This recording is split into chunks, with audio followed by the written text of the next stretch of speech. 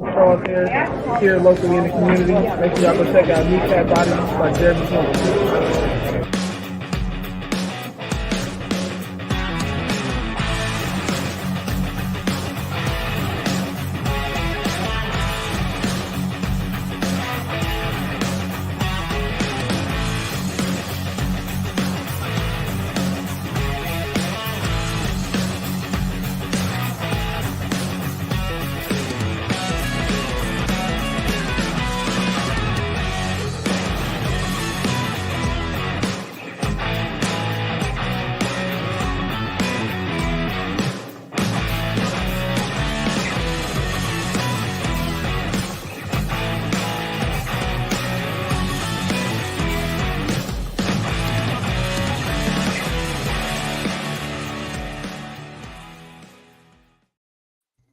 All right, and welcome back to Kneecap Biting the Motor City Fighting. This is the second year anniversary of the show. Proud to say my 1000th episode. I got my guys here, my lady, the prowl, queen of the prowl, Valerie Bordeaux, my co-host Dan Leonard, LL Cool Torrance, and the man, the myth, the legend, Kurt, the man of steel. What's going on, everybody? Thanks for having me, Jeremy. What a long year this has been. Man. Can y'all hear me okay? Yeah, I got you now. We got you, Allo. Perfect. Just kicked in because the background noise just disappeared. Oh, even better. Yeah. How you been, my man? I'm good, man. A little less good after last night, but I'm good, man. We'll leave that alone. You know what I got to say? I'm proud to say that this team played 20 games this season. 20 games in a season. When have we ever been able to say that? A long time. What is that? 30-something years? Almost. Well, it wasn't even 20 then. Yeah, it wasn't even 20 then. Yeah, it wasn't. It was what? Because we played. We didn't play to the divisional round, so right. We didn't play the wild. We played the divisional round. That's right. And that was a 10-win season that we got there, winning the division, if I remember right. Something like that. Yeah, it was. It wasn't that. No. We did that in the regular season, y'all. Yeah, it's been a ride. It's and it's like, man, this has been a long season, but for me, I'm proud of the team.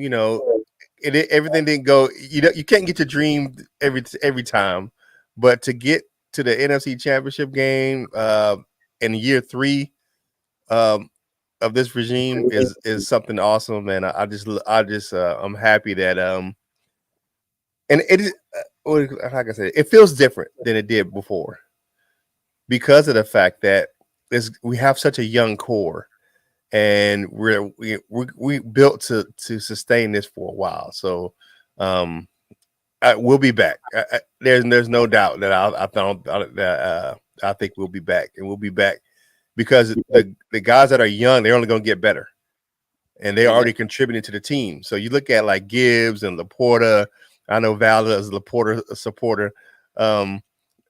It's just one of those things. Like these guys, look at Laporta's a second team All Pro. You got 5 All Pros on this team? 5 All Pros, 5 first team All Pro Bowlers, and 7 alternates. Was it? Yeah, something like that. It's ridiculous, man. Good. So, let's see. Good squad, man. 4 of those guys they're replacing are 49ers. So we got 4 more in. Yeah, it's been a wild ride.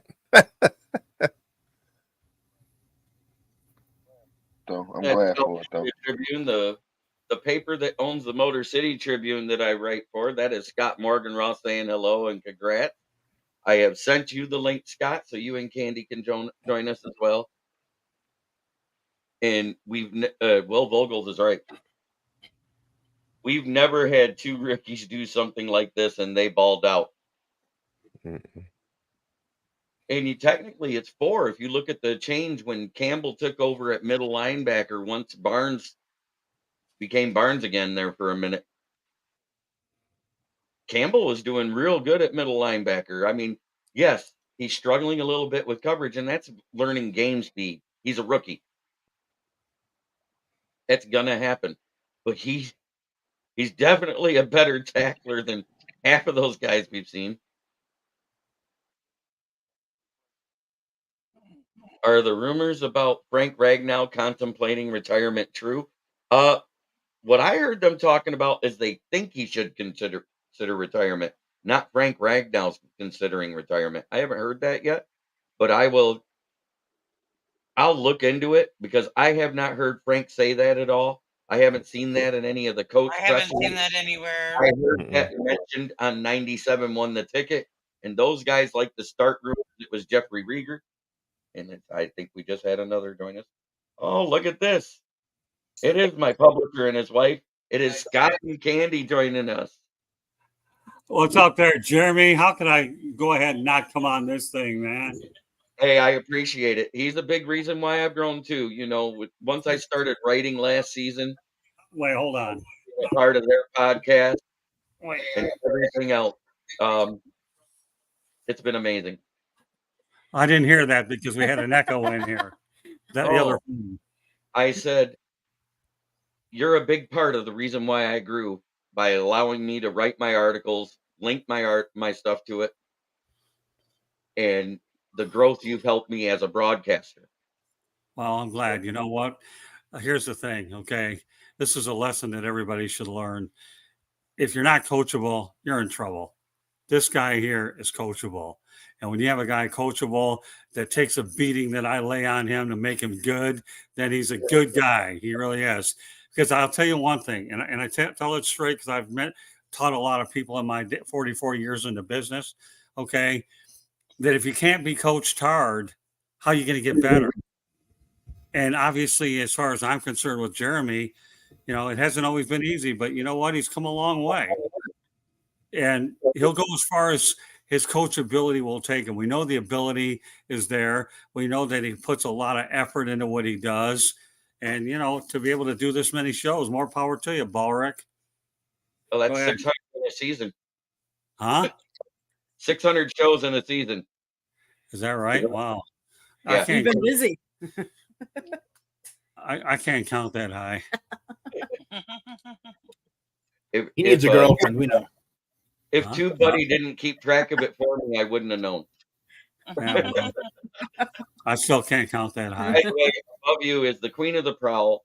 That is wife of the formerly known Jim Ordo, who passed away back a couple Thanksgivings ago.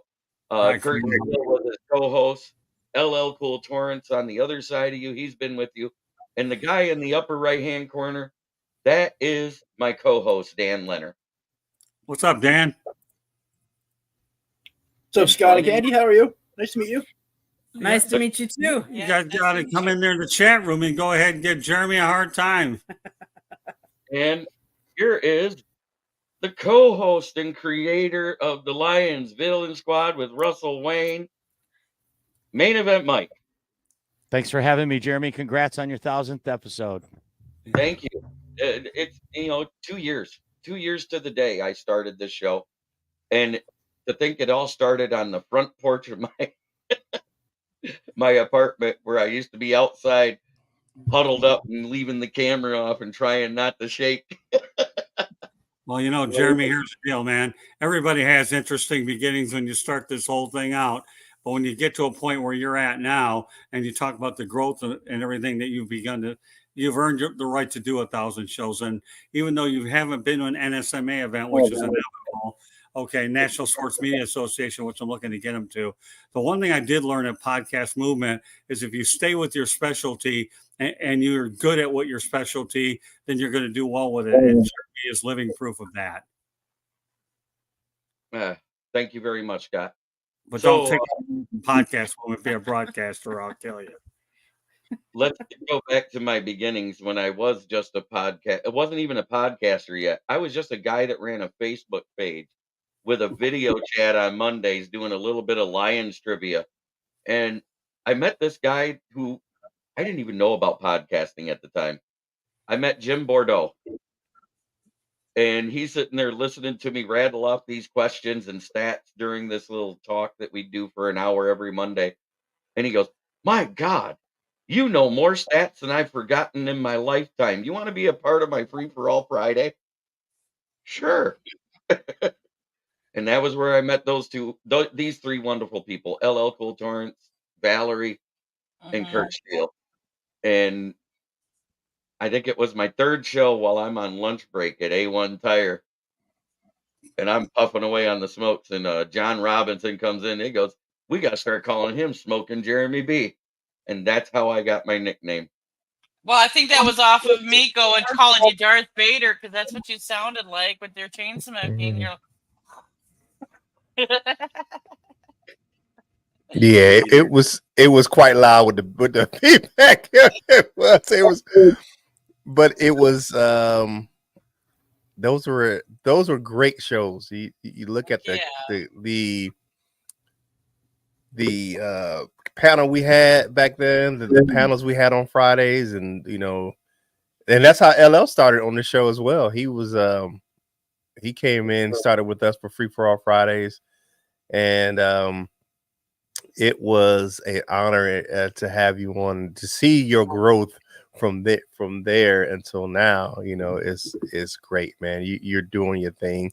I'm just a little older now, and I like you do your show right now. Like I try to make it. I'm like, man, I'll be asleep. But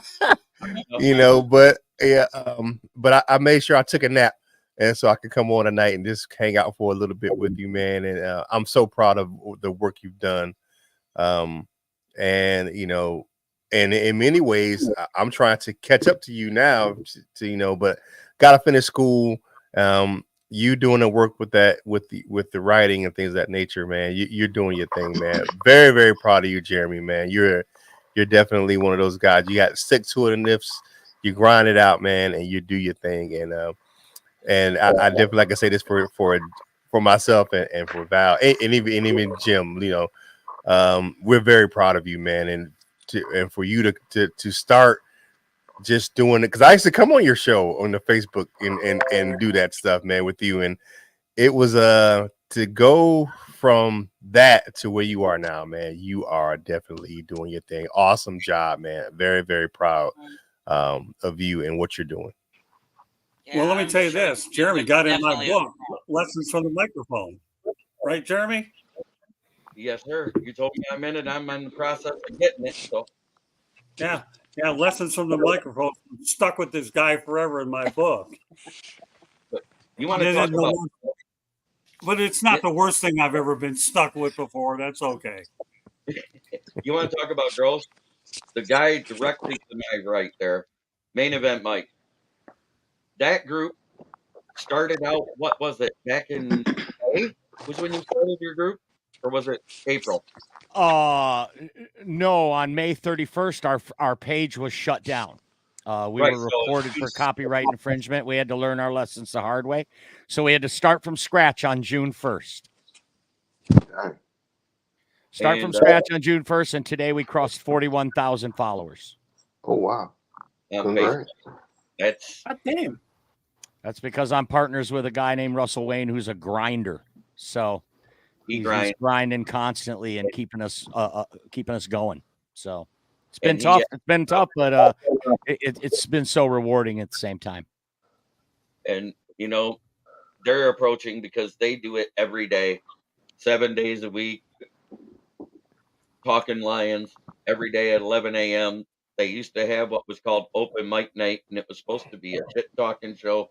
But after the Lions were so good, the other teams quit coming on, and it couldn't be a shit talking show anymore. Yeah, they wanted to be in a shit talking group with the Lions when we stunk, because we were constantly fighting from the bottom because we were their punching bag for so long. But we had the division wrapped up by week 14. They all disappeared. So we've kind of strayed away from the trash talking. We really don't even do that anymore. Right, and they came back out of the woodworks this morning. They did this morning. On the couch. In full force. in full force this morning. They were calling our page out. They were calling me out personally because they finally had some ammunition. All right, I want to get LL Cool Torrance to give his take because I know he said he couldn't stay on long. He had some stuff to do in the background there. Yeah, I was trying to make sure that my AirPods work, but I guess they didn't. But yeah, what am I giving a take on? What the season or what are we talking about here? Talking about the fact that you met me 2 years ago now. Oh, oops. Oh yeah. Oh yeah, we were that was my smoking buddy on the show. We used to be on there. You know, I wasn't smoking the cigs, but you know. But no, you know, and we just everybody on the show, man, hit it off, and it's just good to see everybody where they are. Like I remember Easy, you know, and this is a while ago that I'm about to say, but like I just I kind of started watching Woolworth Sports. I was like, hey man, you know, he used to be on the Freestyle Friday too. So you know, it's good to see everybody, you know, making it reach even farther. You know, it's just. It's great to see, man, and I'm real glad for you, Jeremy. You already know we talk about it all the time, so I'm glad to see you doing it. I'm glad to see everybody here. You know, hey Miss Val, what's up, my dog Kurt? And I was trying to ask a question earlier, if I could real quick, but because and I've been thinking about this a whole lot. So whenever I talk junk, I'll be like, yeah, it's recorded, fool, you know. But because we always talk about like in the draft. And we talked about Jahmyr Gibbs, and that was Kurt Guy, like from day one. So how do you just seeing where he, you know, how, it was easy. I was talking this morning, like after every game, it seemed like Jahmyr Gibbs didn't do a whole lot. All we kept hearing about is Jalen Carter, and then you didn't hear about Jalen Carter no more after a while. So how you feel about that, Kurt? Looking at that, man, I was on the Jahmyr Gibbs bandwagon for a long time because I watched him at Alabama, and I was like, this kid is special. I mean, I was like, I didn't even flinch when they picked him 12. I'm like, that's a good pick, and I was like, give him a while. It's going to be a while before he gets going. But once he got going, and the pretty much the collapse of the Philadelphia Eagles defense. I mean, when they put Patricia in charge of their defense, I was like, yeah, it's a wrap. But just to see that kid and his growth and maturity and what he's done, and I have a friend that's a Bucks fan and main event Mike. He popped up on my page today talking trash, but I'm like, you weren't talking when we beat y'all twice. So I mean, but to see him just smack around Winfield at the goal line. He didn't even have to stiff arm that guy. He just stopped. He just kind of slowed down so he could smack the shit out of him. So, I mean, like, you look at Jahmyr Gibbs, man. I'm so proud of that young man. To have 2,000-yard backs for this team, man. That's why I'm so excited for the future of the Detroit Lions, because it's not where this is going to be a sustained thing for the Lions, where it's not going to be like a one-off or one and done. They're built for sustained success, and they're only going to get better because they only can add more to this roster where they're young, they're talented, and we're using those young players. Look how many rookies, and then you talk about second and third year players on this roster that, key contributors. You look at Penei Sewell and Amara St. Brown and, those guys. But to get back to your question, LL, I am so happy that the Lions picked Jahmyr Gibbs. To me, he's a better all-around back than Bijan Robinson. I mean, you look at it, he performed better throughout. He had more sustained success throughout the season than Bijan Robinson did. Now, is it Bijan's fault that he had a jackass of a coach of Arthur Smith? Absolutely not. But I like the way the Lions used him, and he is definitely a good all-around back. That's such a good take. I mean, that's what differentiates this team from the 91 team, right? I mean, in 91, I know some of us here are old enough to remember that. There weren't those expectations like there is with this team. That's what separates this team from that team. Is we never really thought they were going to win that game against Washington, did we? I mean, I didn't. That was the Hogs, right? They went on to win the Super Bowl. This team, it feels like we will be back more than once. Hey, Jeremy, I'm going to get going. I'm going to let Candy take over, all right? She's your co-host on Fire Up. I just wanted to come here. Hey, listen, I'm really proud of what you've done, And 1,000, that's a really great number. Our goal for you is 2,000. Keep up the good work, pal. I'm really proud of everything you've done as a journalist and a broadcaster, and you got. Thanks, buddy. Yeah, Jeremy, I gotta take off too, man. Nice meeting you, It's sir. an honor to be on, man. Congratulations again for the 1,000th episode. Great to be on with Val and LL. You know what I'm saying? We haven't been on it for a while. I've been working on school, going to public relations and trying to, grind it out. And I will be back. So if y'all know me, Kurt still will be back. Once I finish this second degree, I will be back doing my content, man. And I will make sure that I have Jeremy on and Val and my man LL. We're going to do some good things in 2024. So, but again, congratulations, man. And I have to talk to you guys later. Everyone have a great night, man. And go Lions. Peace out, man. Go Lions. Have a great one. Good seeing you again, Kurt. Man, it's been an amazing run. And this season has been an amazing run. Like I said, to start the season, if you told me that the Lions were going to play 20 games in one season, I'd have said you're nuts. Do you agree with that? Somebody's trying to make a love. Yeah, they're trying to make. It looks like somebody's trying to make a love connection. I know, right? Yeah, that's spam. I already know who that person does that to a lot of people, but. And one more to say, done too. Can you be able to send me a friend request on Facebook? Let chat more better. Never mind the fact that I'm a fat guy behind a computer screen in Nigeria. Let chat better. Let chat better. Chat better. Oh. But I do have to give Jeremy a lot of credit. Ed said, for someone who was on the Detroit Lions on the Prowl, to do 1,000 episodes is a hell of a lot of freaking work. You guys do have no clue that watch us how much intense work goes behind all of these shows.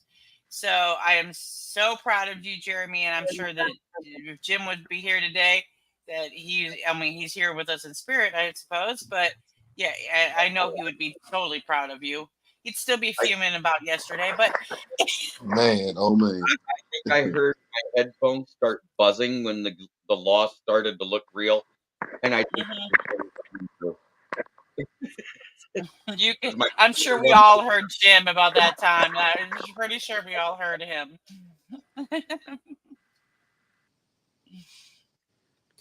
Jeremy, I have to say I'm proud of you, and I have to say thank you for inviting me, because I'm the odd out here, because as most of you probably don't know, I'm one of your division rival.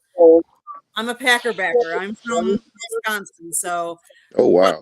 I want to say that the future looks bright for both teams. And I love it, because I think it's going to be honestly a good rivalry between the two.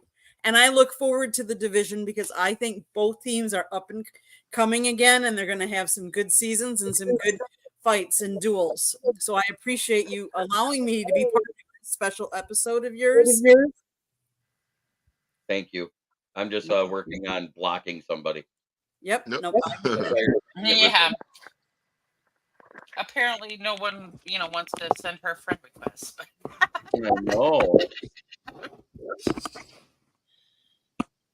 But my dad pops in, smokes away. Motor City Village. I'm proud as a peacock. Oh, Robin, that's great. Robin, Yeah. your comments are great. Your comment is so great, Robin. That's your dad there, Jeremy? Yeah, that's my dad. Oh, that's awesome. That's awesome. Congrats for that.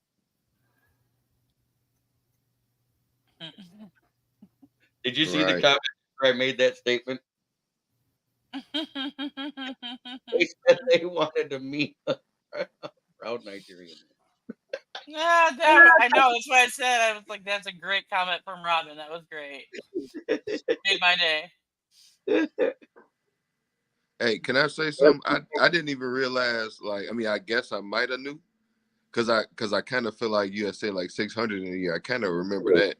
But like when you had sent me the message and it said 1,000, I'm like, is that wrong? Like I thought like what? I'm like, dang, but no, Yep. man, that's and Yep. it's exactly what Miss Val just said, man. Like Today. I know Okay. it's a lot of hard work to go into that, man, and that's excellent, dog. That is excellent, and I you don't need nobody to tell you, but you know, never stop, keep on going, man.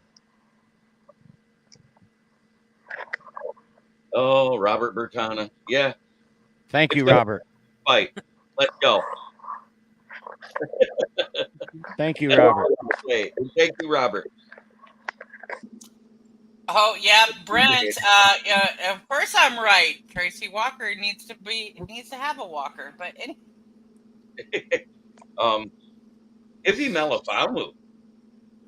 my boy. I know you love him, and he came out like gangbusters once they pulled Walker, Mm-hmm. and he wasn't hurt. He was just a healthy scratch for how many weeks in a row now? Main event. Gosh, he didn't even show up until what, week 10? Week 10? When he broke out, right? Yeah. Yeah. Thank you again, Fred Peterson. I'm going to open this up to some of the fans. I appreciate all of the content creators that I brought in here, but I have the guys that have been a part of my show off and on over the past 2 years, and I need to open it up so they can come in and say what they have to say. And All I right. every single one of you, because you are a big part on why I'm here. And I've taken a little bit from everybody's game and added it to my own and turned it my way. Candy is also the editor-in-chief for the South Florida Tribune. So if you see those mistakes in my grammar and stuff, she missed them. Sorry, I try. I'm just playing. No, I've been doing better myself and my writing and paying more attention and proofreading a little more better because the annals of history sounds way better than the annals of history.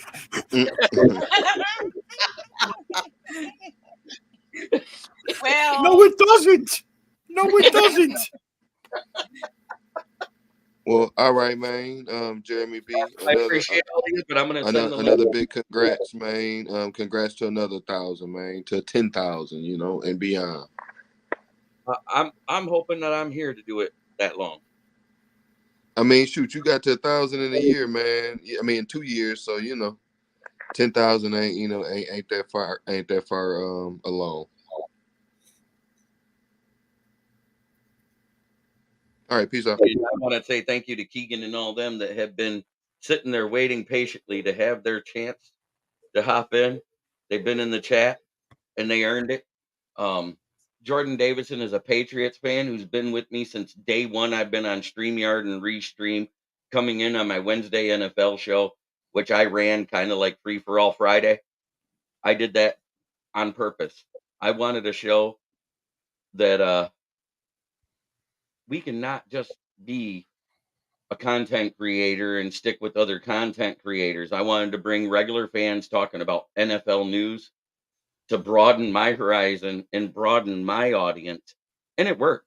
I mean, what's crazy is I've got people from all over the world watching me, and it's amazing. I was looking at it. I mean, there's Will Vogel. You did it. And my You did dad. it. You did it. Yeah, you did it. Don't go Dora on me. Hopefully, I will be around when he makes 10,000. Dad, I hope Crazy you're Ken. around by 100,000. Crazy Ken. If we just do 25 shows a day for the next year, we can make it. What your or mouth, tasty Jay Glazer. And that's what my show is I believe in the freedom of speech. I made it an 18 and older show for a reason on YouTube because I wanted us to be able to express ourselves. If we're frustrated and want to get mad and say fuck it, you say fuck it. I did I love it. I did it that way on purpose because there's so many people that want to censor everybody. They want to tell everybody their opinion is wrong, their thoughts are wrong, and everything else. And here comes Kneecap Villain Keegan Eckert. My partner. Come on, 1,000, baby. Yeah, 1,000 shows. But here's to all of you, the people who have been a part of my show, the people that have been fans of my show, the fans that have been on here. A nice little round of applause. Thank you. Including all the ones watching. The ones watching,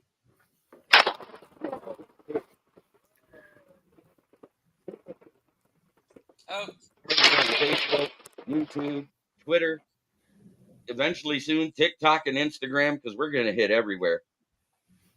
No, Jeremy, I think I started, I forget when exactly. I'm trying to think. I think it was a year and a half ago. It was shortly after Thanksgiving, if I remember right, because that was when something happened. I don't care what, but I said, you can come on my show on Wednesdays. And the next thing you know, you wanted to come on the show on Fridays. Next thing I know, you're popping in on Russell and Mike's show, and you're everywhere. And saying, I'm a Carolina Panthers fan, that I'm a Lions fan. And I think you need to drop the Carolina Panthers and just adopt the Lions because they're in a better place. Yeah, like Jeremy said, I said in the chat earlier, congratulations. You, Mike, Candy, Dan, the guys who, you, Mike, Candy, Dan, Scott, you Russell. guys are all mentors to me. Yes, my Panthers suck, but you guys embrace me as a Panther, and I've Yes. adopted the Lions fandom too. And I'm blessed to have known Jeremy, to been able to reach out to Main Event Mike and Russell Wayne to be on their show as well, and then to meet Dan, who was a great compliment for Jeremy yin and yang co-host thing, but I wouldn't have it any other way being on Wednesday and Fridays, because during the week I have no shows. I have no shows. I had no shows. I had one show on Sunday, but that's another story. And then Jeremy invited me. Now I'm on Wednesdays and Fridays on his show, and Jeremy can tell you I am so eager always to get that link, because I'm just always wired. I want to talk football. I want to talk football. I want to talk football. And I'm forever grateful. He will message me if he's available for a show or not 2 weeks ahead of time. I don't think I'm going to be able to make it on February 14th. I was like, okay. And I appreciate it. Wednesday show in 2028. You can ask Val. When I first got into it, I was chomping at the bit for that Friday link for my lunch break. I'm always chomping on the bit to be on your shows. You know I am. I'm like, come on, where's the link? Where's the link? I'm Okay, always this third one in. Well, Free for All Friday was always off the wall, and you never knew who was going to get caught saying the wrong thing at the wrong time, and just yeah. And we're trying to force each other to say stuff we shouldn't be saying on the internet.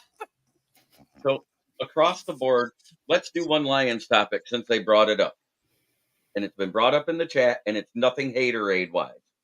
Okay. Our agent is Ryan Tolner, and he's looking for the best possible deal. In other words, Goff's not giving a hometown discount, people. He's looking for a bag. Are we ready to drop 50 million, 45 to 55 million on a quarterback?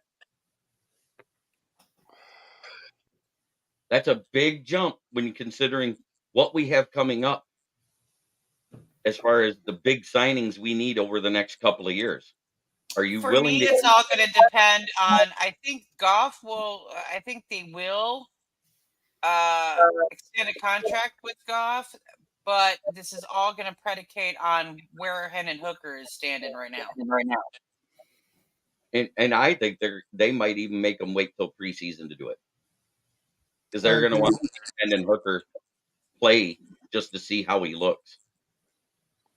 I think that's going to be a lot to it. And I've said this, and my Main Event didn't think about it till I said it. If they didn't want to start Hendon sooner, they could have left him on the NFI, and his rookie contract technically wouldn't start till next year. By activating him off the NFI, even though he didn't play, and they've had to put him on the injury report for this, that, or the other, or scratch him each game, that started his rookie clock this season, and it's a 4-year rookie clock. Mhm.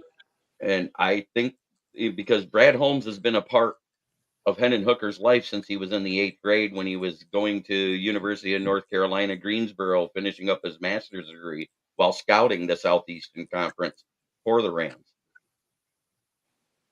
Exactly. So there's a lot more to it than everybody knows. You know what I'm saying? There's a lot more in the Mhm. background than what's out in the open. And if Goff wants another bag, we got to look at it this way.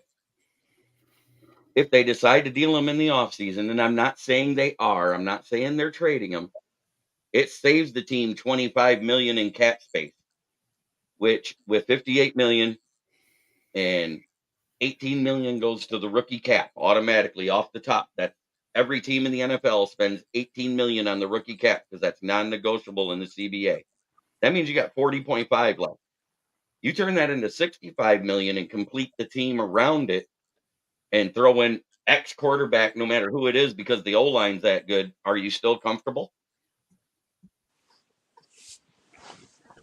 Yeah, I would wait till the preseason, maybe try and lower that number. I get it. He thinks he's on the elite level, and I'm happy he led us to the NFC Championship. But you know what?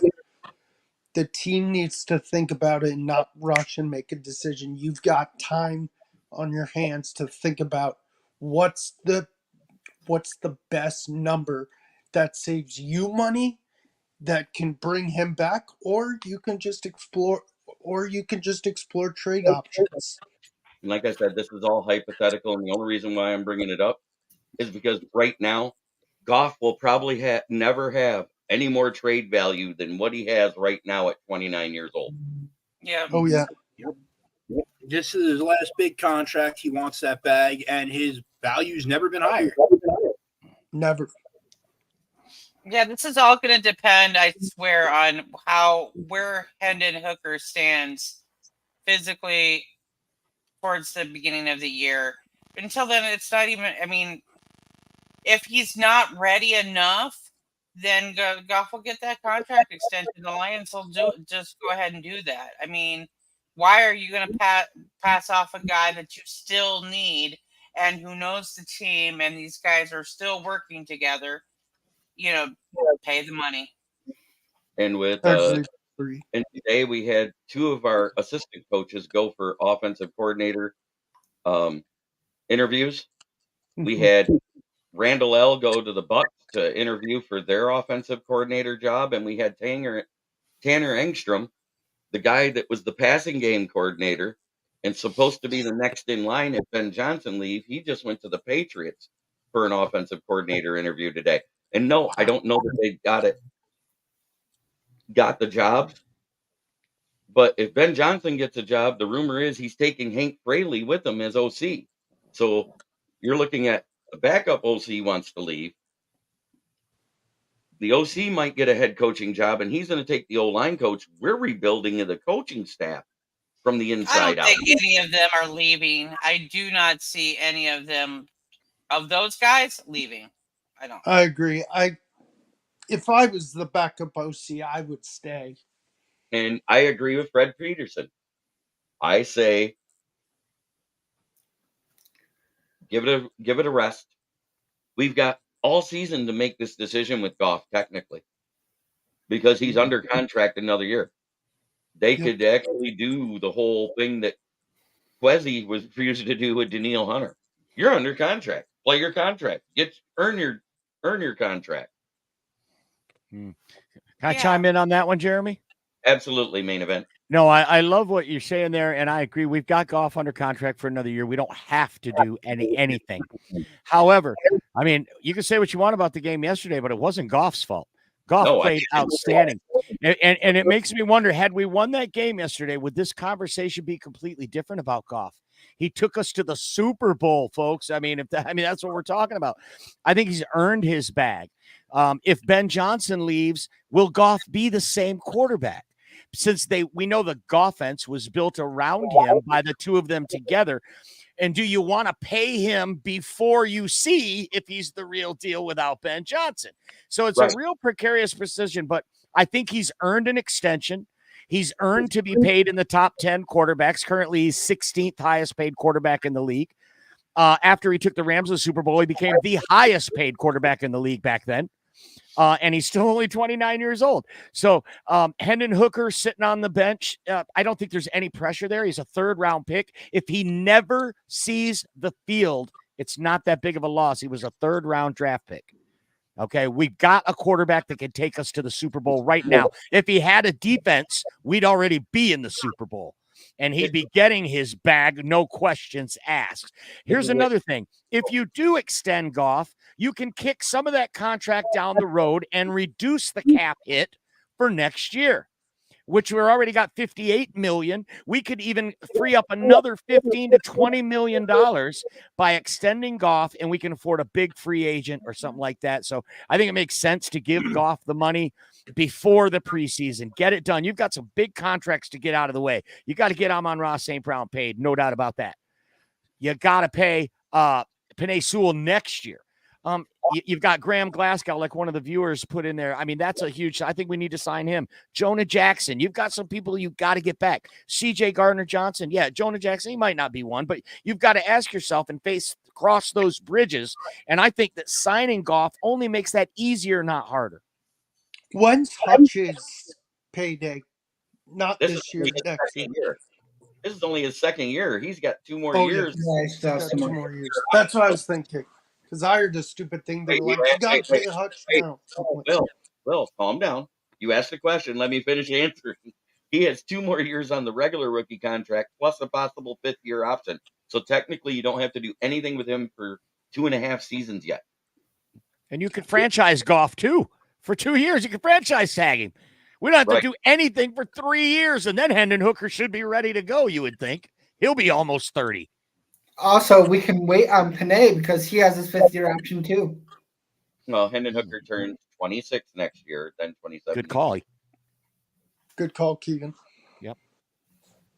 If you push off Penei Sewell, though, that just means you're going to pay him more, though. The sooner you pay him, the less you're going to have to pay him in the long run because the guy's already proven he's top 3 offensive tackle in the entire league. Trent Williams is going to eventually retire, and he's going to be number 1 and demand number 1 money. That's a good call, absolutely. I agree with getting the 5th-year option. That way you don't have to do it this next season, and the next season you do his extension. You just keep them under that cheaper contract as long as you can without franchise tagging them because we see the great ones that get franchise tagged, they normally don't stay with their teams. True. I think Dan's got a great point there, though, with Penei Sewell. He's an all-pro right now, so you can justify paying him good, but he'll be considerably cheaper than if 2 more years from now. For sure, you dig your well when you know before you're thirsty, right? So you take care of him now. You've got big free agents. You got big rookie class to pay coming up after that as well. So Brad Holmes done such a great job drafting, but the bill's going to come due. Right. I mean, I think everybody here, we all trust him, right? I mean, we trust him. That's the one thing none of us have questioned. Maybe not Candy because she's a Packers fan, but hey, you guys you've done a lot. You've grown a lot, and I've seen a lot, and I welcome that healthy competition. To be honest with you, I know the Green Bay has had a long history of obviously quarterbacks, and everybody wondered about Jordan Love coming into the season, but he really grew throughout the season, just like I've seen a lot of your guys grow throughout the last couple years. So I welcome it, and I'm happy for you guys. I really am. And I am so happy that the Patriots were not able to poach Matt Dunstall, our cat guru, out of the front office because that would have hurt. They tried to take him and give him more money as a CFO for that franchise than he makes here. And I'm quite sure, so I'll match it. Amen. What a great run. So let me ask you this. Since Okay. we were talking about Jared Goff here. Now, say Ben Johnson gets that job in Washington, right? Hypothetically. If you could get even close to the deal that the Seahawks got for Russell Wilson from him and Washington, do you take that for Goff? Twice on Sunday. I agree.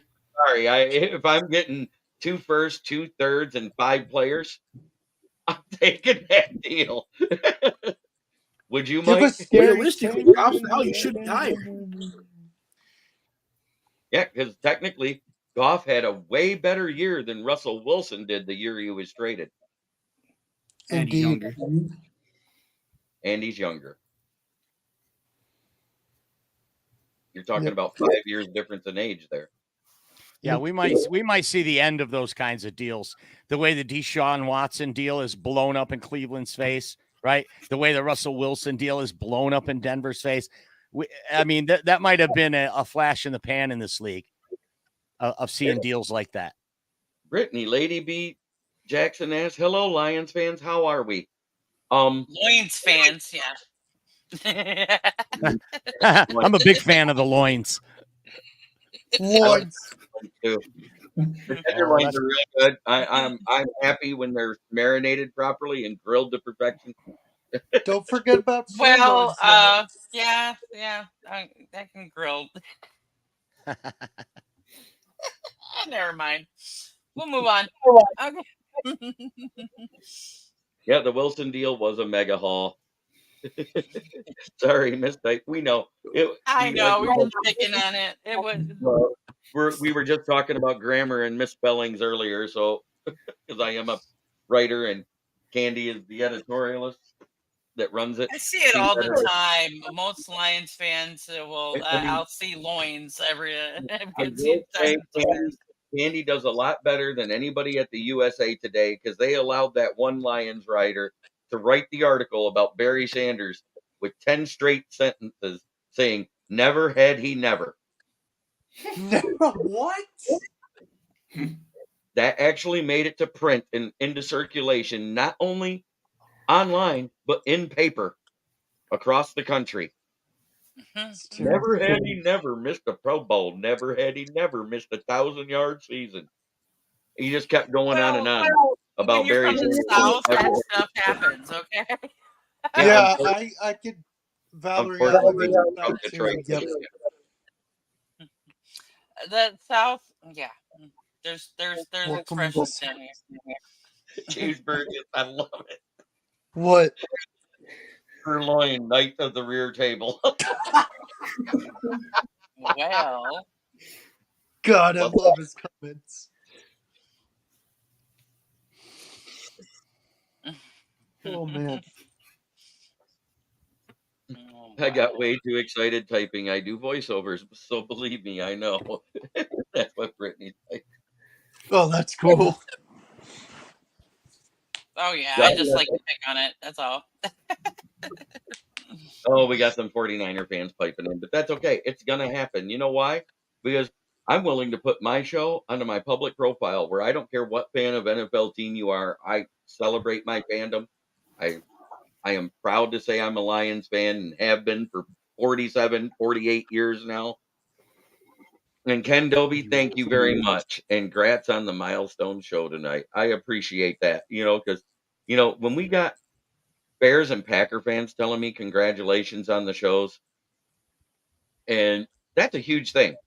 That's not even going into the team or any of that. That's giving people props for grinding. I remember when I first popped on, I think you guys said it was like your 8,000th show, the first show I was on with Detroit Lions on the Prowl, and I'm like, holy crap, they've been doing this a while, and I just heard of them. Well, we had built a huge following being audio only for several years before we ever hit YouTube, and that was part of that.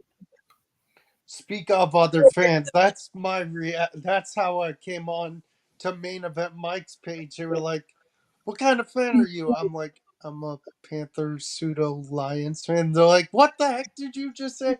I'm a Panthers pseudo Lions fan. What are you doing here then? This is a good one. Laughing my ass off. Baltimore paid all that money, the bigger game, and more Lamar chokes. Oh, you know, I'm gonna say it now. I put it into print a couple times on comments I've made. I'm still wondering how these 4 quarterbacks are not the same guy. You got Tony Prescott, Lamar Cousins, Dak Kirk Jackson, and Dak Jackson. Dak Romo. None of them get past that NFC champion, the championship round. That's it. Oh, here he comes, Mr. Bear fan, Ken Doby. Ken. Hey, good evening. Hey, I just wanted to come on real quick, and I said in the comments, but Jeremy, hey, 1,000 shows, congrats, man. That's a lot of grinding. That's a lot of hard work, man. And you guys and you top it off, you had a phenomenal football season to boot.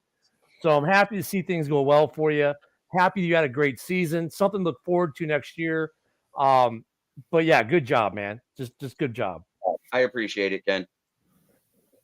And for the Lions fans, I just need to ask, because it's the only talking I'm going to do on the whole show. How'd that 85-inch screen look in the basement we installed last year? Well, look, I got to talk to Main Event Mike because he left beer stands all over the place. And then he left something else. I'm not sure what it is in the fridge. I think it was mom's spaghetti, but I don't know. We need to upgrade too. See, because he bought you said 85 to a Bears fan, and that just triggered him. I know. I got triggered for 06 is my trigger because Lovie Smith single-handedly lost that game, but that's another story. Hey, you look at you guys had a great season. I said it this morning with Russell. Share our pain. At least you didn't lose to a division rival in the NFC Championship game. They have to watch them win the Super Bowl. And what made that season even worse was we let them in the dang playoffs by letting them win in the final week of the regular season. So it's the NFL. It's the NFL. It's how it goes, man. But great season. Yesterday was a heck of a game. I haven't seen a game like that in a while. Take that for what you will. Put it this way, my son, who's the avid football freak and player, at halftime said this thing's over. They're going to the Super Bowl. I had to text him in the third quarter. It's tied. He's like, what? So.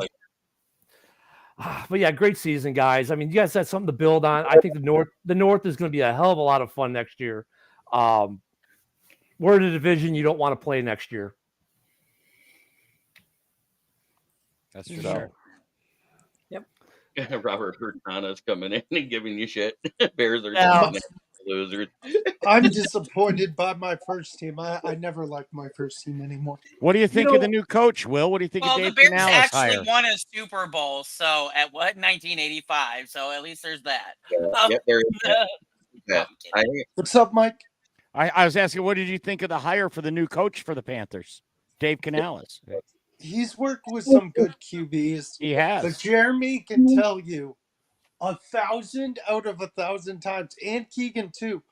Every time I did a mock draft the year of this year, I drafted Stroud. Right. I do not want another Kyler Murray running around the field asking to save his life because that's what he's looking like he's doing. Well, he held up, though. He held up this year. He did. That was going to be the knock on him. He'll never make it through the year, but he did. Yeah. Somehow, somewhere. And he looked good at the end. Like he said, he's always been that size. He's been that size his whole life. So it's the only way he knows how to play football. If you go and look up Jameson Williams highlights, like we did before the season, it stands out to you what incredible ball this guy throws. So, I mean, there's a lot of potential there. I haven't given up on Bryce Young yet. I think going forward, the NFC North is going to be a lot like the AFC North. We're going to beat up on each other in the season, and we're going to beat up on everybody else on the way out, too. I see it coming. I don't know so much for Minnesota, but, you guys have enough cap room and draft capital you guys should be where we were at last year. They should be. They're the wild card in all of this because at the beginning of the year, Mike, when we did our show during the draft, then we did preseason, and Jeremy, you remember this? We were all saying, "Oh, they're done, they're through." Quezzy is crazy, and look, if Kirk Cousins doesn't get hurt, they might be the playoff team and not Green Bay, or maybe both get in. So they are the wild card because they are not that bad of a team. They're in a self-imposed quarterback quandary, which makes me go, what quarterback contract? We just pay Kirk because he's been worth the money every year you've had him. But I don't get it why teams and quarterbacks have this love-hate. I want to get rid of you. Oh, I miss you. Oh, I want the next shiny guy. Like, with you guys talking about Goff possibilities for trades and get Hooker in here. Why? Goff just got you the NFC Championship game. He didn't cost you the game. Why move on? With Kirk Cousins, he's been worth every penny Minnesota's ever paid him. He's kept them in games. He's won them games. Carried him on his back. Yes. It's always been a pet peeve of mine with that whole thing because it's get rid of the quarterback, get rid of for the next guy. No, keep the guy you got that's good. And why are you looking for continuity the next is important. With Fields, with Fields, I think a lot of it's just smoke screen so Poles can pull off another trade to move the 2 or 3. But I don't think Fields is going anywhere. Fields isn't going anywhere. Fields has carried this team for 2 years. At the end of this year, they were putting it together. Interesting fact that people always gloss over because maybe they don't know. The number 1 PFF quarterback to receiving combo in the NFL this year, Fields to DJ Moore. Why would you only threw the ball 6 yards, Ken? Yeah, and that thank God that OC is gone. But I mean, I don't understand this love affair of give a quarterback 1, maybe 2 years, and then let's get someone shiny and new. Look, a couple years ago, Trey Lance was the best prospect we'd seen in decades. He's now the backup to the backup's backup in Dallas, right? So What did I say about Trey Lance when he was coming out? What did I say there, Dan? You were on that draft show. I don't remember exactly what you said, but Trey Lance is the person that benefited more from COVID than anyone else in the entire world. He had 1 decent college season, and then nobody else got to see how much he really sucked. The 22 class, if you look at the 22 class, 2 quarterbacks of note from that. One was a guy picked last in the draft, Mr. Irrelevant, who's going to a Super Bowl. The only first-round quarterback was Kenny Pickett, and I guess you could say he's had marginal to medium success. If you go the year back from that, Lawrence, being the number 1 pick, has had some decent success, a little up and down. But, I mean, look at these first-round quarterbacks go back 3-4 years. Out of, 20-some quarterbacks maybe? About 2 or 3, maybe 4 have had some type of success. Quarterbacks in the first round of a draft are at best a crapshoot, and why teams in the North, specifically Minnesota and Chicago, get into this, we need to draft the quarterback all the time? Why? The Bears' best season since the 85 team was when they had Jay Cutler, who they traded for. Bears don't need a quarterback. They need an O-line. They need a center. They need a new owner. I love Virginia. Oh. No, she needs to go. She does. Mike, I got a little quote I'm going to give you from one of the other Lions chats I'm in. Oh, geez. It has to do with our favorite welching guy. Oh, I can't handle it today. Oh, it's somebody knocking him. You'll like it. Well, hell, Jeremy, send it. Don't keep us waiting. Seriously, can you guys give me an alibi so I can go find John Dorn and run him over several times with my box truck? I don't think there's a bigger douchebag in the world. That's perfect. John. Hey, Ken. Yeah. You want to hear something funny? You mentioned Trevor Lawrence. Number 1 overall pick in the draft. Everybody loves the guy. Do you know statistically he's just Daniel Jones with long hair? Yep. Pretty much. I mean, the difference being, I think he's had better coaching Danny Dimes had better coaching in New York. He followed a guy who's going to be a Hall of Fame quarterback, so he got a little bit of time with him. A little bit different situation, but statistically, yeah, you're not wrong. But I think he's done it with less than what Danny Dimes started with. You know what I mean? Oh well. Danny Dimes started with Joe Judge. Right now, though. There's a lot of that in the NFL right now. These guys, a lot of these guys, they all look alike. They all play alike. They all they're like the Kens of the Barbie world or something. You know what I love is that at one point we had like 25 to 30 viewers, and the likes weren't going up that much. We go down to 13, and we're at 17 likes now. Let's hit that like button, guys. Like and subscribe. We're having fun. This has That's been the Ken Dobie effect. Yeah, thank you, Mike. Take your finger out on the like button. Take your the anger likes out. go up because they're hitting the like on the way out. The problem with the quarterback situation in the NFL has been this 20 years ago. Look, I'm going to give Packer fans listen. I'm going to give you something you don't get from a Bears fan often. That's props. You did it right when you drafted Jordan Love in the first round and put him on the bench for 3 years. You didn't expect it to be 3 years. You expected it to be 2. And Sharon had to give you a little drama on his way out to New York. Got it? But you still did it right. That used to be the status quo in the NFL in the 80s and early 90s. But now, if you draft a quarterback in the top 10, they immediately have to start day one. If they don't, something's wrong, broken, fire the GM. And if that first-round quarterback doesn't produce in year 1 or year 2, he's a bum, he's trash, he'll never be worth anything. Get rid of him and draft the next one. And we wonder why we're in this carousel. Ever. And it's the dumbest take ever. It's the absolute dumbest take ever for any fan to have to say that, because then they show me they don't know shit about football. But that's the truth of the NFL though, the last decade plus. It's it's sad that the Packers, and people are going, why the Packers have a third quarterback who's doing so well? I don't know. Maybe because they trained him and coached him up and he learned the NFL, and they just throw his ass in the fire and hope he did well. I mean, you get your Andrew Lucks, you get your Strouds who do that once in a blue moon, but they are the exception, not the rule. And fans don't get that. The pressure is for the offense to be, the arm slinger, the exciting part of the game. So your quarterback has got to be out there, got to be ready, got to be, you got to get him out there, bright, shiny object thing. And it's insane. Mahomes sat that for a year. That whole thing right there.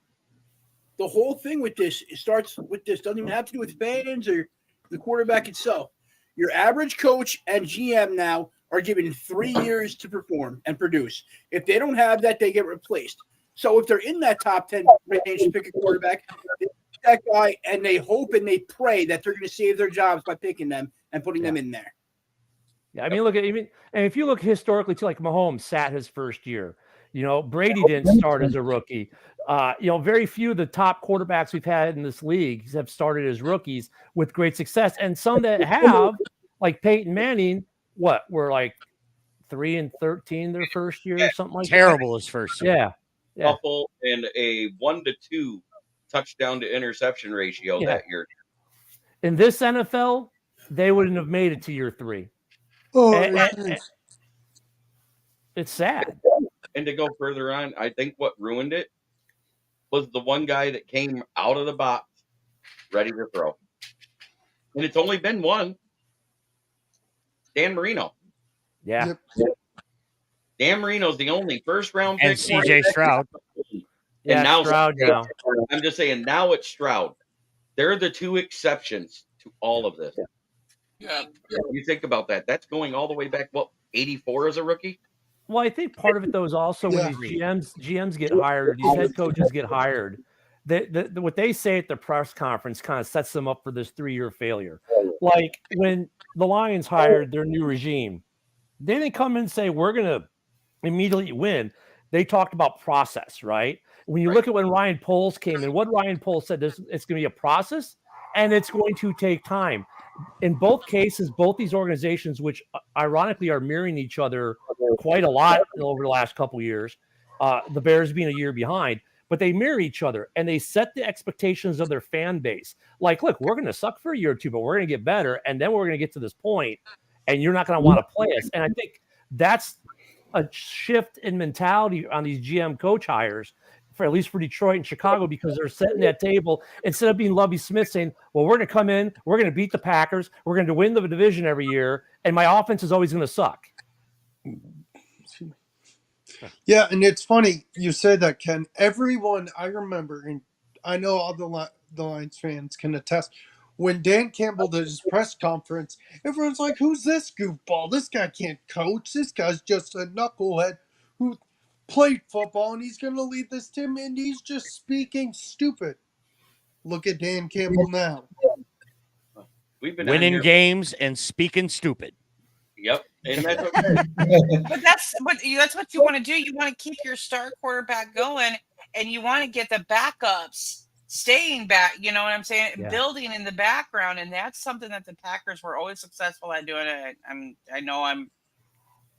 I never say anything nice about the Packers, but that was the one thing They did it right. They have been able to do well consistently because Aaron Rodgers sat under Brett Favre, and you got to do it. Yeah, you got to give them their props. You I got to jump off here, that's Jeremy. why. Yep. Thanks again. Sorry, Valerie. I didn't mean to cut you off. Yeah, no problem. Congrats on your 1,000th episode. Take care, guys. God bless you all. See you, Mike. Jeremy, I need to go too. Congratulations. Bye, Candy. Candy. Bye, Candy. Nice meeting you. Nice meeting all of you. Thank you. But yeah, that's why I don't want to see Hendon Hooker right off the bat. Keep Jared Goff around for another year. And Jeremy, you know what? You know what, Jeremy? What's the best case scenario for you is you end up trading Hooker in 2 or 3 years because you still have Goff and he's killing it, a la kind of like what they were able to do in New England with Brady and get rid of Garoppolo that way, and and let him go have a career elsewhere. I mean, if you can do that, that's not bad too. I don't think Lions fans don't need to be pushing to see Hendon Hooker. If you really what you want as a Lions fan is to never see Hendon Hooker have to start 16 games in a season. You want him to be in 2 years where they're trading him at the trade deadline to a team that just is desperate, and you can take some money out of their house, and because that's what you want.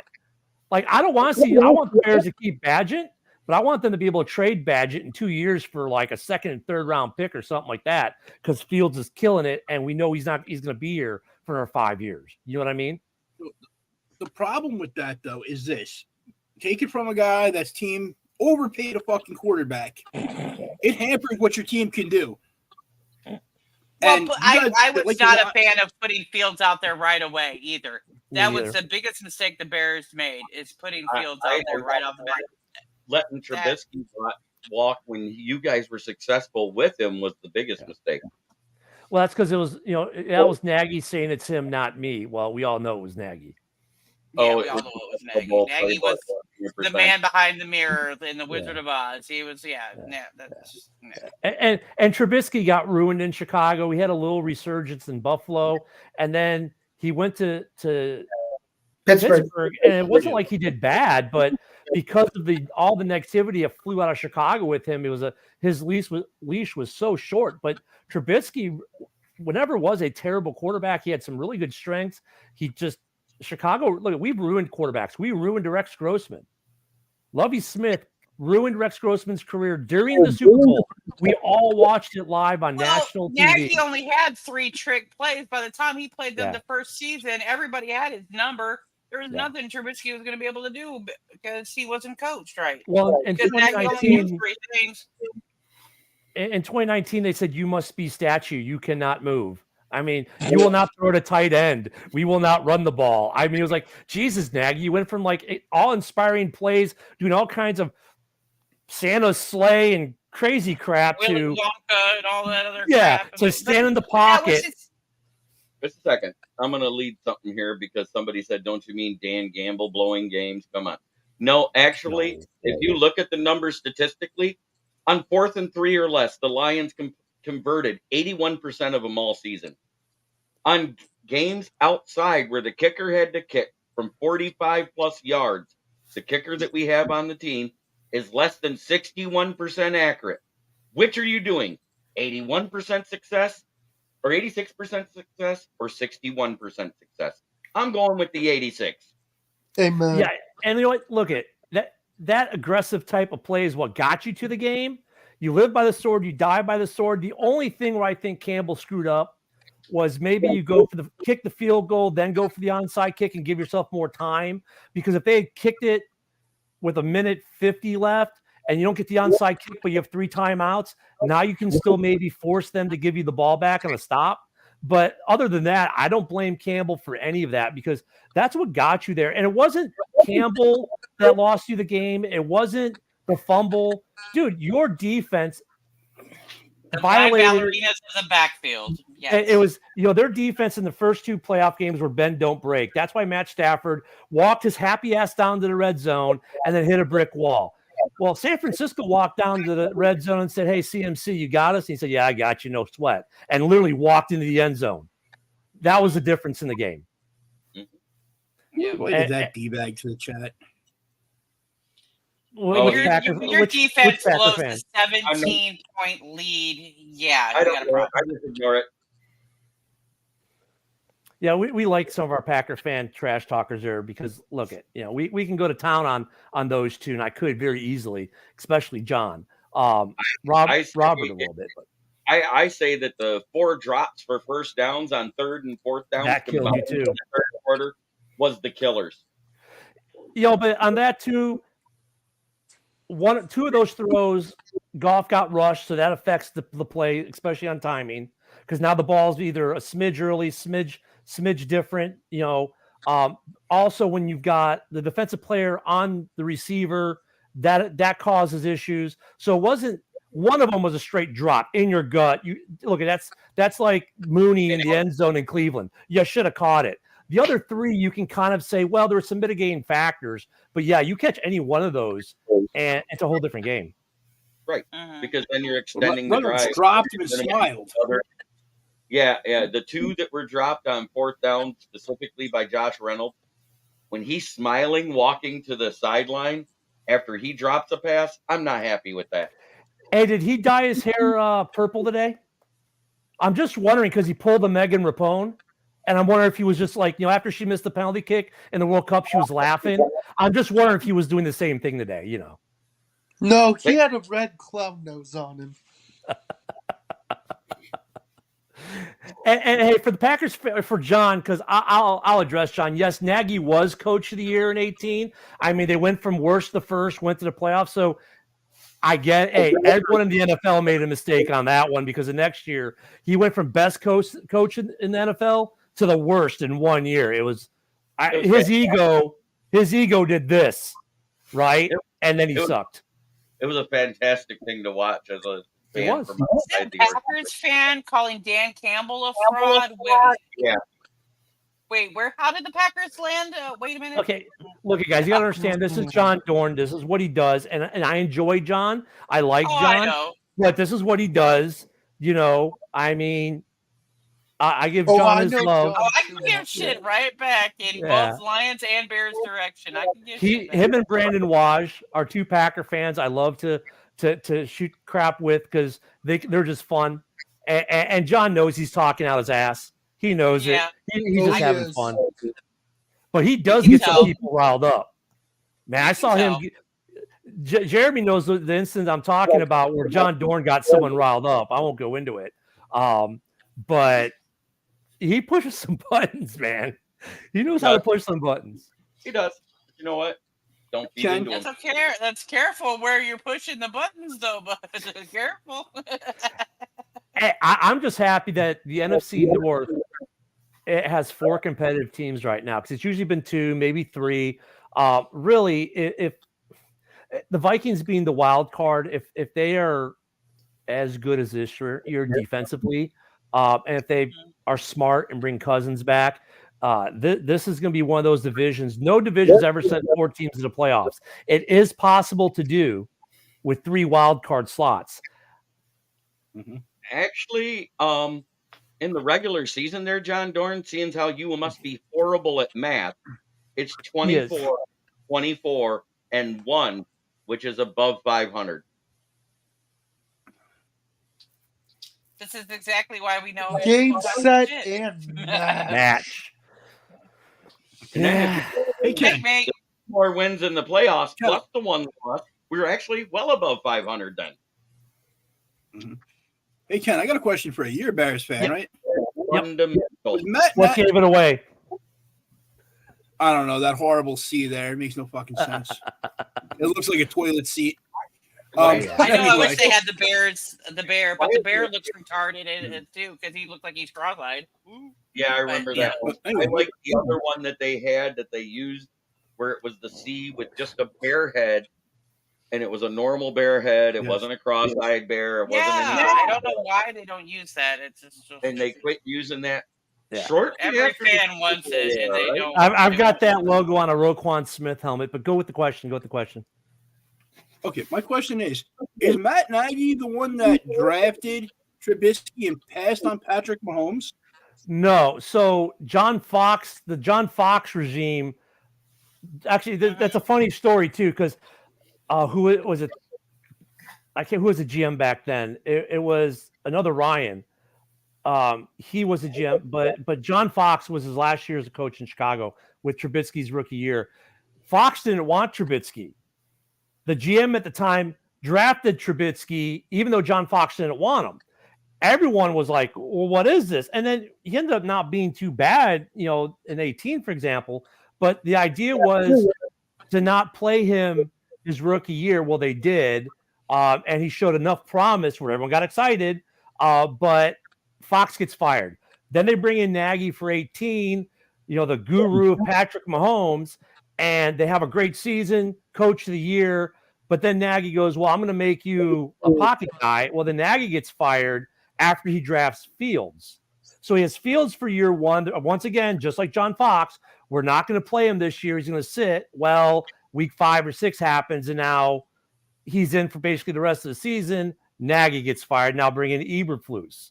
So you can see the cycle too. That's why I want us to stick with Fields. We need to break that cycle. Right? Because here's what's going to happen. The Bears draft Caleb. What's going to happen is the Bears are going to be worse next year. They're not going to win as many games because they'll probably get set back a little bit. So then they're going to fire Eberflus and they're going to hire Bill Belichick because he still will be looking for a job. And they'll hire Belichick, and then Belichick will be like, well, I want my own quarterback, and we're going to be doing the same thing over. So it's just stupid the way it's worked in Chicago lately. Ryan Pace. Yeah, Ryan Pace. Pace drafted Trubisky, and Fox was like, it came out later. Fox didn't want him. Fox, he didn't want Mahomes either. He wanted Deshaun Watson. So kind of happy we escaped that dumpster fire of because look, we just had that Sam Hurd guy, whatever, got the cocaine deal guy that we signed from the Cowboys, and we released him. He got kingpin drug deal charges in Texas. I think he's about ready to do life. But John Fox didn't want Trubisky. I think he wanted Watson, and Pace just said, "No, this is my guy. I'm gonna sell the farm to move up one spot to take a guy that no one else wants." And then Fox gets fired. It was insane. But yeah. Well, that being said, go ahead. Finish your thought there. Oh, it's funny. I'm getting a kick out of all the Fields comments in there. I'm like, wow, you guys are really stressed out about a guy who supposedly sucks. I mean, you just keep going with it. Why are you so upset? Well, you know what the funny thing is, and Jeremy's probably seen this a ton, and it's, Fields is not good in Chicago. They need to get rid of him and move on. I think he should go to Atlanta. Yeah. If they trade him to Atlanta is going to be awesome next year if they get Fields and they have Bijan. Oh, yeah. Oh, hey, they'll make this. What about this great trade proposal to the Raiders? Yeah, the Raiders will be really good with him and Devontae. It's like, wait a minute. He's hot garbage, but the second he goes to the Raiders or to Atlanta or to one of these other teams or the Giants, he's going to win a division. But yeah, so I mean, I take time to pay the sponsors, but everybody's fake sponsor that everybody in this room loves right now, it's FTP. No, it's not the florist. Who is it, guys? Fuck the Packers. Fuck the Packers. Fuck the Packers. FTP every day, all day. And that being said, they're it's not just on Fridays anymore. They were sitting on the couch with the Bears and Vikings fans 1 week before the Lions, baby. And that's what Yoda says. Much butter I sent in you. Try like bitch you should. That's exactly what some of them are doing in the chat. But I was saying that's what some of the Lions fans were doing this morning, though, too. Like, yeah. oh, it was rigged, it was fixed, they cheated. Yeah, okay. I didn't do that. No, the Lions choked in the third quarter, and that's all we can say. What else was, you know, what was great about this run? An OnlyFans girl in front of a basketball team that was sweaty. But anyway, you know what was great about your guys' run? I think I heard the number today. 35,000 people paid $20 a pop to sit in Ford Field and watch the game. That is freaking awesome. Ford Field was sold out. That being the said, Packers own all the teams that and that's why they're sitting on the couch. But with the and now we're all sitting on the couch to watch the Pro Bowl and the Super Bowl together. It doesn't matter. The Super Bowl, no one wants. The Super Bowl, no one wanted to see, especially not Baltimore. Yeah. Well, fun fact for Packer fans: Rex Grossman has as many NFC Championship rings as Aaron Rodgers. What? Go Sexy Rexy. Yeah. That being said, I actually like Rex Grossman a lot. My real sponsor, Gloss Negron, the best window tinter in Saginaw. Give him a call. Schedule your appointment today, 989-443-9240. He also does window tinting. Mention the fact you heard the ad here, and he will give you a discount. Have a blessed day. He does great work. Here's a sample. This Chrysler 300 C-Class, he detailed and did the tint on that. And even though the angle's not good, an Audi SUV. You know, living where I live, that's a must. Joe, I'll take one of each, please. No, okay.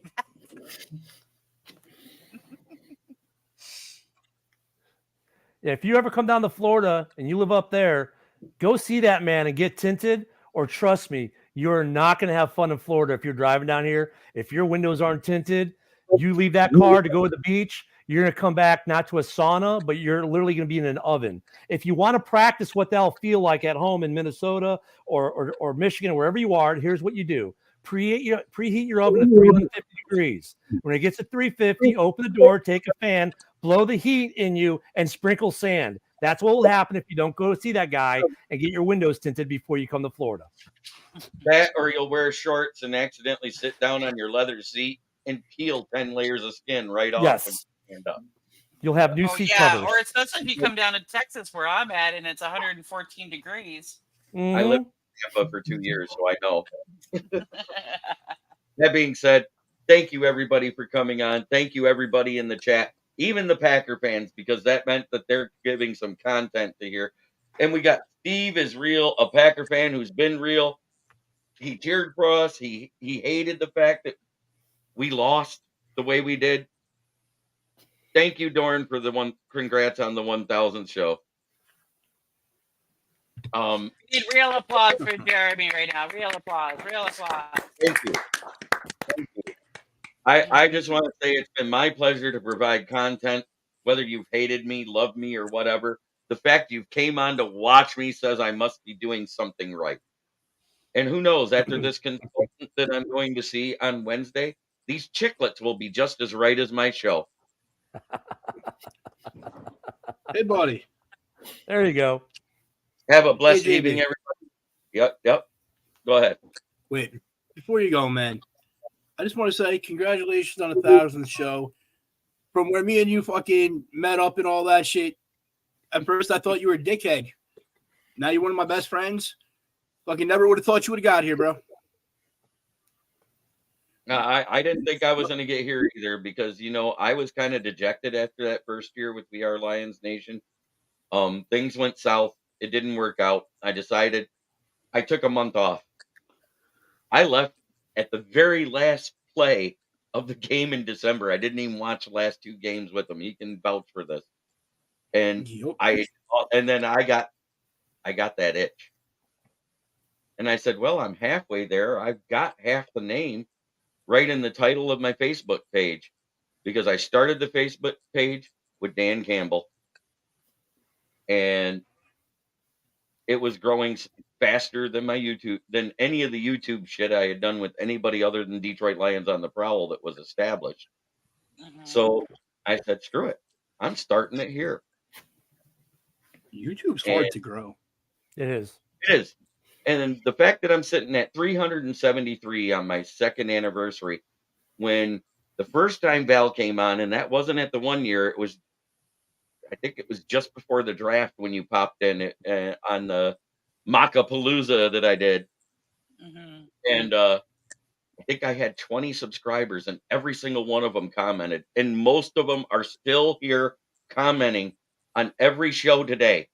Those are the guys that I would like everyone here to give a round of applause to. Yeah. You got James Burgess, Dale, King SJ, Brian Roy, also known as Brian Three Cushion now, because he found out I'm a pool player, so he changed Three his Cushion on Gmail to be Three Cushion. Smoking Dad. I can't ask love that for a guy. better dad to have supported me the entire time, who taught me how to be a Lions fan when I was 5 years old, and then took me to my first game, October 2nd, 1982, which is a key point in Lions history, because that was the game where running backs weren't allowed to kick to get a first down anymore because of Billy Sims, which is what cemented my fanhood. And then 40 years to the day later, and I didn't even realize it till I looked at the date on the ticket. I took my dad to his first game at Ford Field. Oh to watch yeah. lose to the Seahawks. Yeah, But that you know was what? so cool though. And my dad bought the same jersey I'm wearing, and you want to know what's crazy about that? It's a Hutchinson jersey. My dad, in the entire time of his fandom, had never bought a jersey with somebody else's name on the back of it at that point. He played baseball, softball, coached softball. So every time there was a jersey with it, it had his name on the back. That should say something about how special my dad thinks Aiden Hutchinson is. Your dad's phenomenal. And he was actually alive and listening on the radio when the Lions won their last world championship. Love your dad, Jeremy. Your James dad's Burgess, awesome. Steve Miserak's light beer pull trick shot is still one of the best commercials ever. You're right. And they don't make beer commercials like that anymore. They don't have any content or concept or good writing anymore. You know who does though? State Farm. Everyone does. Tell me those Andy Reid commercials aren't awesome. Why don't you tell me again with those nuggies? That's probably my favorite one. My favorite one is when they call him into Andy Reid's office to tell him he's the most valuable bundler, and he goes, "You mean the MVP?" And then he pulls down the string. Yeah. And then throws it out of his pocket. Yeah, Andy Reid. I love ever since he started doing the commercials, they've gotten better. Since the 90s, 80s, 90s, early 2000s, sport athlete commercials have sucked until now. You know what was actually a really funny commercial was the Peyton Manning Sprint commercial with the flip phone. He's like, he had a fake mustache. He's like, you can watch guys like Peyton Manning. He seems like a good quarterback. Yeah. But that being said, I'm going to end this show the same way I have ended every show for 2 straight years. Try every day to be a better person than you were the day before, because that's the only way to make the world a better place. It starts in here. If we don't do that, we cannot make the world a better place. It's by being a better person. I'm not saying that those of us that are of opposing teams have to quit shit talking, because that's like telling people they can't wipe when they go to the bathroom. Love everybody. Much love to everybody. You can say fool's gold, whatever. We went further than the Packers this year, so suck Yeah, I know. Sure, your butt hurt. It's okay. I love it. I want to say thank you to Kurt, Main Event Mike, LL Cool Torrance, and all you guys that came in here, Scott and Candy, Ken Dobie, a Bears fan coming in to congratulate me live on the show is amazing. And it warms my heart to get the congratulations even from an opponent. Queen of the Prowl was originally a Bears fan until she met Jim. Well, I was adopted. I'm a dual athlete here. You're You're just the female version of Will. You're the dual fan. You're Bears and Lions, which is crazy because it's the same division. Whereas Will is Panthers and Lions, and that's kind of crazy still because it's the same conference. They're So two cats. And to quote my dad that he used to tell me when I was a teenager, and God, Dad, don't hate me. A big a big cat may scratch you, but a little pussy never hurt anybody. The Panthers, the little pussy said. So have a great evening, everybody. I want to leave on a good note. Thank you so much for joining. And tomorrow I'll do the actual post game show where I'll go over the numbers. I'll go over the stat. We'll do all that good stuff. This was about the 1000th episode. This was about fandom and saying thank you to you fans and allowing everybody that's ever been a part of anything with me to say their piece here. That's what this was. Real quick, one last thing. Sure. You know what? When JB came up, when said about the comments, all those commenters, I started as a commenter. I started last year as a commentator, and then halfway through, JB and Somebody farted. I don't know. My chair. It's my electric chair. I got an electric recliner. What can I say? I was like, wow. That's the sound of the Packers' hopes and dreams. Hear the Packers' hopes and dreams. Damn, John Dorn, what are you doing? John Dorn, get off the air. Jesus, John. Sorry. What'd you do? Move to Florida, John? Because I can hear you. They're all the way there.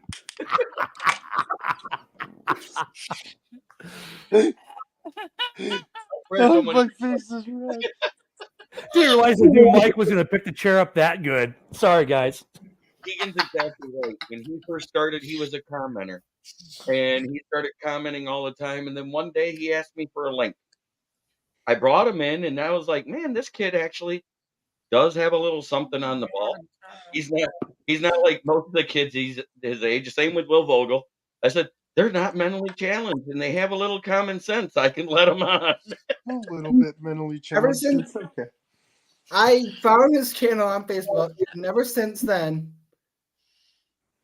things just clicked. Like you're great. I agree with JB's. I agree with JB's topics and opinions, and ever since then, I actually grew from commenter to being on screen, and that's all thanks to JB. And I'm happy that you get to 1,000, and congrats, JB. Keegan has been watching me since the very beginning. He used to be a commenter like James Burgess and Dale.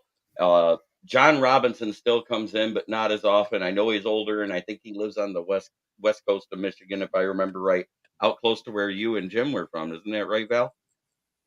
I think so. Somewhere nearby there. You guys were Grand Rapids. I think he was or on the coast. You know what I'm saying? Yeah. But it's been an amazing run, and I don't plan on stopping anytime soon. I will give the Lions news as unobjectively as I can. I will offer my opinions, whether people want them or not. And what's funny is a lot of the predictions, and Ken's been there when I've said these predictions for the past 2 years on what the Lions will do.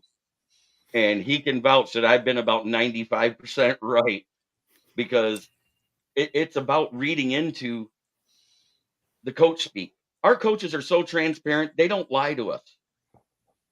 It's not like it has been with a lot of other franchises where you listen to them speak and they go, yeah, they're not doing that. You haven't heard that out of these guys' mouths, and you won't. They accept their responsibility for what they've done. When they've made mistakes, they go back and they say, yeah, maybe I should have did it different, but I didn't, and it's over. Let's move on and learn from it. And like I said, at 4th or 3 and less, 86% versus a 61% chance in an outdoor field goal with an 8-mile-an-hour wind, I'm taking the 86% chance. Hey, JB, do you know what the humidity was too at that moment in time? I probably look it up for exact humidity, but 7 to 8 miles per hour don't sound like a lot. But when you're talking about football, kicked on an arc, which means it's flying so softer usually than a thrown football, it's going to move more. Jeremy, we were both actually pretty good on this year, but you definitely, look at you talk football, and that's what with all the people that we deal with and all the shows, we talk football, and I think if fans remember, if you look at football objectively, leave your homerism out of it for a moment. It's okay to bring them in. It's okay to be a homer now and then. It is. You got to love your team. You still got to do that once in a while, but you talk football and you look at it objectively and you said, hey, look, my team is realistically that, but X, Y, and Z could happen. And you put it out there. And that's the reason why you do well, why you're at show 1000, why you're going to be at show 2000 and 3000, while we're going to bring you on the Roku with us for some guest spots. Cause I don't know if you heard the news yet, but we're on Roku now for Hal's Hall Report 2 nights a week. Bill the Packer Fan Frozen Tundra, they're on 2 nights a week. That's why we'll ask guys like you to come on our show on Roku, which now is not just nationwide, but worldwide, and bring you on because you talk football. Like I said, I have 5 people that watch from Singapore.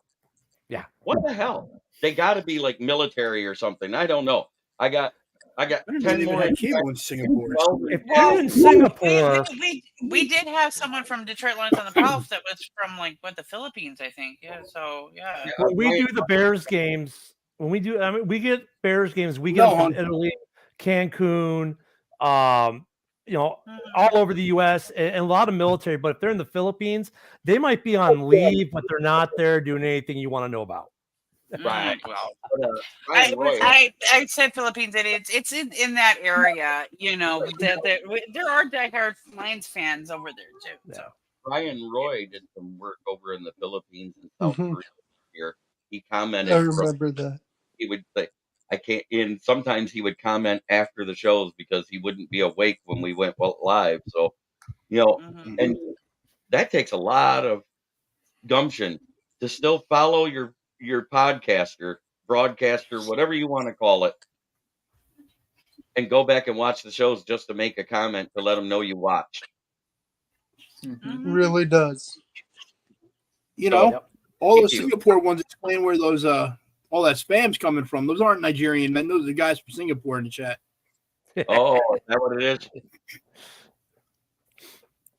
When they say you chat me more better, that's all I know. You chat me more better. $5. You chat me more better. $5. Anything you want. Anything. Anything? You get butt chin Padawan? What a great movie. Yeah, that's Will's new nickname, courtesy of Pasty J Glazer, Dan Leonard here. It's the butt chin Padawan, because when we come off camera, he'll set his phone on his chest and it's looking right up at that butt chin. Hey, Will, you know what? It just looks like an electrician's ass crack. Will, you know what movie we were quoting there with the everything? You know what movie that was, right? I'm pretty okay. sure. Good. See, look I love this, JB, because we did the same thing. We had a guy who was a commenter that we brought on this year, Bear Fan Mike, right? So, Will, I get it. Look at Bear Fan Mike didn't even know what the 46 defense was because he was born after the 85 Super Bowl. So here's born in 94. Exactly. So here's your homework, and you'll understand why some of us older folks were laughing with the $5 anything. Go watch Full Metal Jacket. You'll thank us later. Here's a better line from the same movie. You hear the zipper in the background. No, not too buku.